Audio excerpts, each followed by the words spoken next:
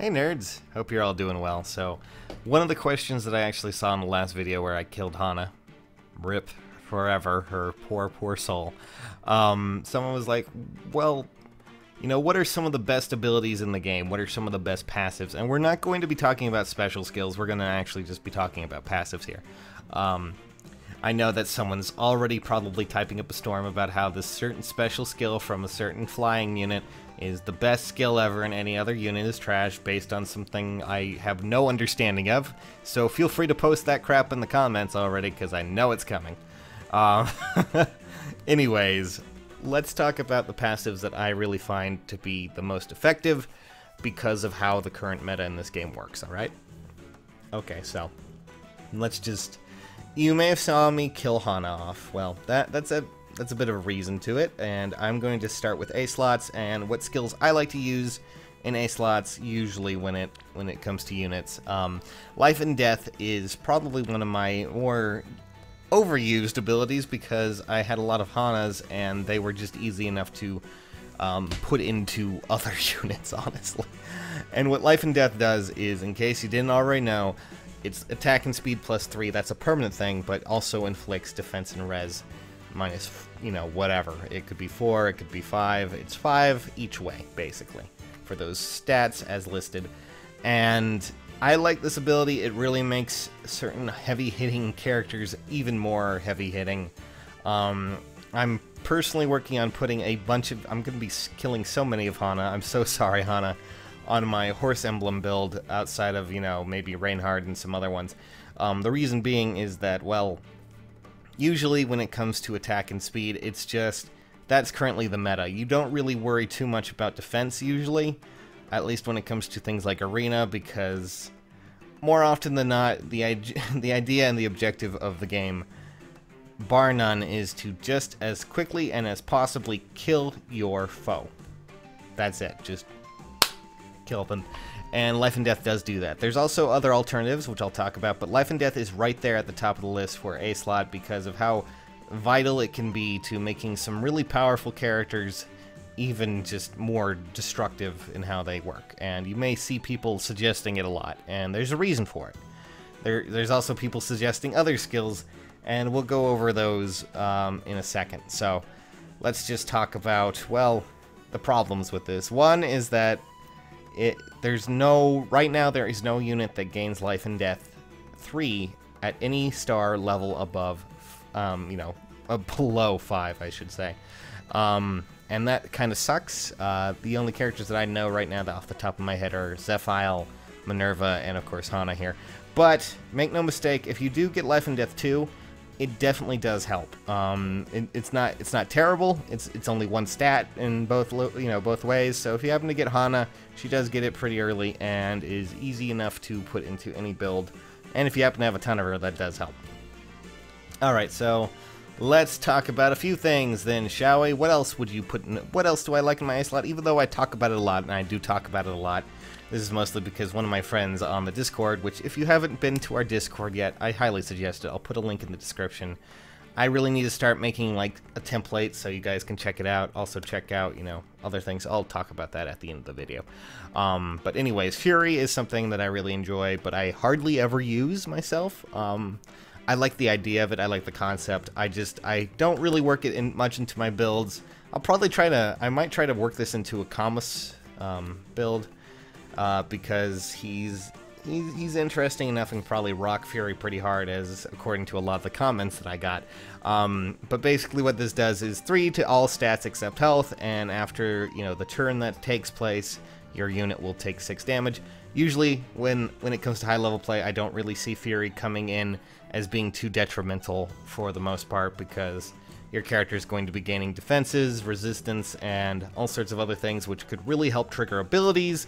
It's not so much, I don't really see it as much as, you know, trying to become more defensive, but it does help with triggering certain abilities like Bonfire or Iceberg or things like that, because it boosts those stats that might be vitally needed for some characters, and it's definitely something that you can look into. Usually if you have a character with, you know, some good stat spread, Fury is not a bad idea, and usually at high level play, again, it doesn't come into too much of effect and too much of a detriment You also can, of course, have characters who have healing abilities, healing command skills, not just healers, you know, not just staff users, come in and, you know, help them out a bit if need be. So what else would I put in A slot? Well, we could, of course, go over close counter and distant counter, but I feel like that's just not something we really need to talk about. It's pretty obvious as to why those are, but mostly because they come from rarer units like Hector and Takumi, which are not easy to talk about, simply put. Alright, so let's talk about some good B passive skills, and Tsubaki, as much as I dislike him, he does have one that I really do enjoy for the slower units out there. That's just something really vital. Quick riposte, or quick repost, as someone said. Quick, repost that.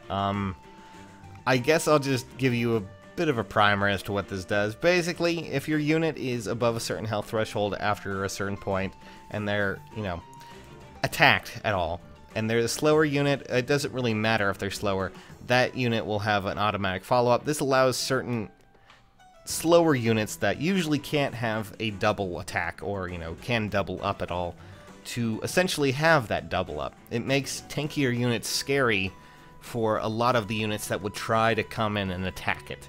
So if you ever need something for a slower B unit, you know, like for a unit that has a B slot that is slow, a bit more tanky, you know, on the side, and honestly, if Effie didn't have the certain skill that she does have, I might put it on her, but we'll talk about that a bit later. But quick riposte is very good for those slow units. It's not just all about things. I know people are probably like, well, why? And even then, quick riposte right now is also in the same field as life and death, in that it does not meet the certain criteria, you know, with at least easy access. Most of the units that come with it learn it at 5 stars, at least the 3rd version, and but there is a catch here that I feel is really need to be touched upon. Quick riposte 2 is just as good. You don't really have to worry too much about it, because it's just all about being in that upper health percentile. And usually when you know, your tank unit is attacked like that, it usually means that they're either going to kill the unit that's attacking them, or they're going to do significant damage to them. So even if they drop below that threshold, the damage will already be done. So keep your eyes out for Tsubaki. Some other characters, I can't remember too much about that, but that's just an option there. When it comes to A slots, of course, you know, as I said, Life and Death is one of my favorites because it does do a lot of, you know, damage based on some things, but, you know, some people don't like sacrificing the damage. Well, not the damage, the defense and resistance. And if you really don't want to do that, you can always go with Death Blow. That's the other ability I like. When it comes to Reinhardt, I like Reinhardt, but I wouldn't put Life and Death on Reinhardt, at least not to me. Death Blow is a good alternative because it doesn't do the whole, you know, resistance and defense down. Instead, it does the whole attack up thing. But of course, the little catch here is that you need to be the unit that's initiating the attack to get the advantage. So this is mostly for those units that you want to go in and hopefully kill. So usually it's not like Life and Death where it's a permanent thing. It's just you need to, you know, you won't be getting that bonus if you're attacked. You're just going to need to deal with it in a sense.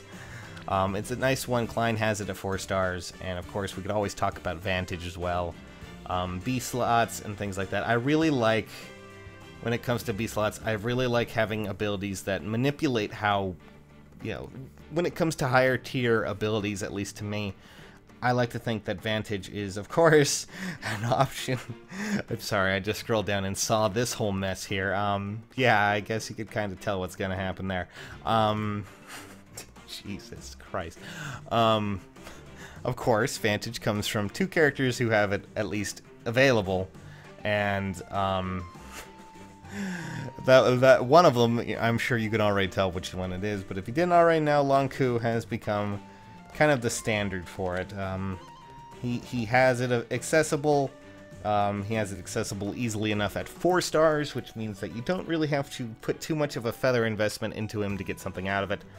And Vantage 3 will allow him to counterattack. Basically what Vantage does, for those who are uninformed for some reason, although I'm sure you probably heard about it or you've had it in other, Fire Emblem games, is once you hit that low threshold, health threshold, whichever it may be, your unit will automatically do the first attack if you're being attacked. So instead of them going first, your unit will go first. This could mean the difference between life and death, honestly. It could really change a lot there. So you're going to want to be ready for that. You need to... it could really change the tide of battle. Vantage is a very nice ability for certain characters like Ryoma, who, or Takumi, any of those distant counter characters that really do benefit from it. Mages do, archers do. It's an all-around ability that I'm sure a lot of people are like, oh yeah, let's use it, and, that's just how it goes. Let's just say... Oh, I just clicked off somehow. Well, alright, well. This is what happens when I go to bed at night. Don't go to bed at night. I'm tired. Oh, and Reinhardt also has it, I believe, but I really wouldn't put too much effort into that right now. Vantage is I feel Reinhardt's a lot more viable of a character than lon'qu. Just so we're clear. Alright, so what other skills do I prefer? Well, for B slots, I also like Desperation. This is one that I always throw out in every build that I like that has a decently speedy character. It needs a character who has a lot of speed to actually be something useful. Desperation will, of course, allow you to, if you hit a certain threshold, when you attack, you'll do your attack, and then also, if you're speedy enough, your follow-up attack. So basically, it's just bam bam, and your damage is done. This really helps for certain mages like Lind, who can, just to give you an idea of why people really love Lind, at least, to give you an example. So, Lind here has a really nice ability called Ardent Sacrifice, and what this does is when certain characters get hit or something like that, she can go up and she can use this ability. She'll sacrifice 10 of her health to give 10 health to another unit. But when you when you apply this to certain abilities, don't mind the fury there. When you apply this to certain abilities like Desperation or Vantage, it means that she can trigger that without actually having to go into danger and deal with it. So she can trigger this by just healing someone else, and then next turn she will have Desperation ready, and she will hit hard without getting counterattacked, hopefully. That's the example there. And that's why I really love Desperation as a whole, too. So when it comes to certain abilities, these are really good. I also, I'll eventually talk about breaker skills as well. I feel like there's a lot to touch upon when it comes to what it does. But breaker skills, of course, are things like Sword Breaker, Tome Breakers, Spear Breakers, Lance Breakers, whatever you want to call them. And, Abel is one example I always use, and this always really helps out with certain characters. I'll be pretty honest, a lot of these, I always say I'll be pretty honest, but anyways, it basically negates the ability that if a character is speedy enough, the follow-up attack won't happen, and it can really make or break a lot of certain characters or certain grand battle heroes. Like this one, well, not Swordbreaker itself, but Axebreaker, which I believe comes from Arthur, I think, actually, if I recall correctly. I don't even remember. I think it might not be Arthur. I think that might have been, no, he had Lancebreaker. What am I thinking? Good lord, I can't remember. I think it might be... Good lord. I think it was Selena, actually. Ah, boy, or is that Triangle Adept? No, I think that's Triangle Adept. I'm a little bit out of it today. You had Triangle Adept. I knew it. Arrgh. And was it you? Yeah, it was Laszlo. God damn it. Anyway, Laszlo. This one actually saved me quite a lot of head strain when it came to Lloyd's battle. Axebreaker was the one reason my Minerva was able to kill a certain unit in that map that was causing me trouble. So breaker skills are definitely very advantageous if you can plan around them. The only problem, though, is that they take a bit of... I would say forethought. You do need to... It doesn't hurt to have characters who have the breaker skills, because these abilities will allow them to, of course, deal with certain units that will cause them harm. Dragons, like, Tiki or Fae or Ninian, any of these, not so much Ninian, but still, having certain breaker skills, like Sword Breaker for any Faucian users, may help them along the way. I don't think it'll be too crazy. I mean, it will help Naui a lot. I know that attaching Swordbreaker to Naui will absolutely decimate some characters that would be Faucian users.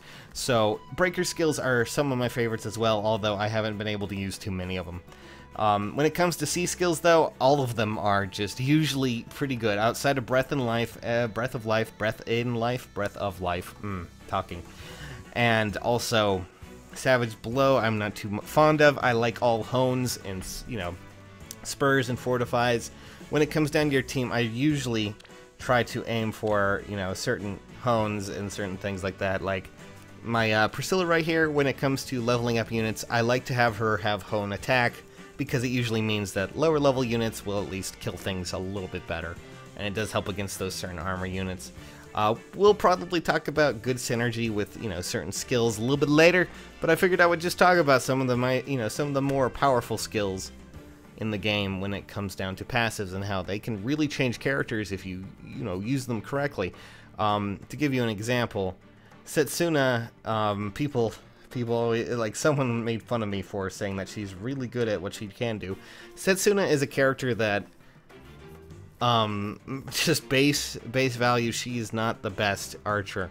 But if you do give her certain skills, I wouldn't say life and death, but maybe life and death, maybe darting blow, or certain things like desperation and all this other stuff, it will help her out quite a bit. I mean, giving her brave bow will of course always help, but the passive skills can really change a character and help them out immensely.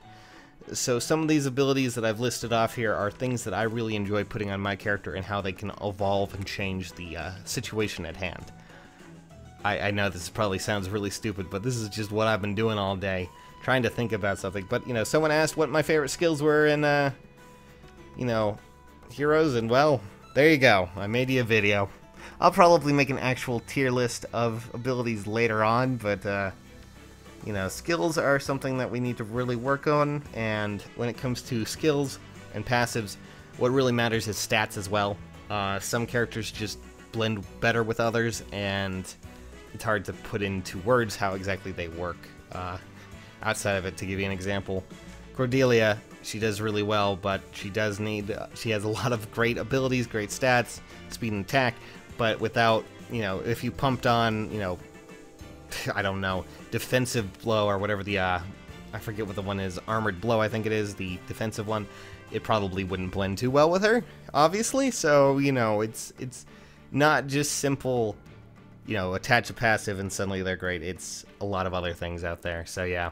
Anyways, this is just me talking and rambling. I'll see you guys later. I'm tired. Good night.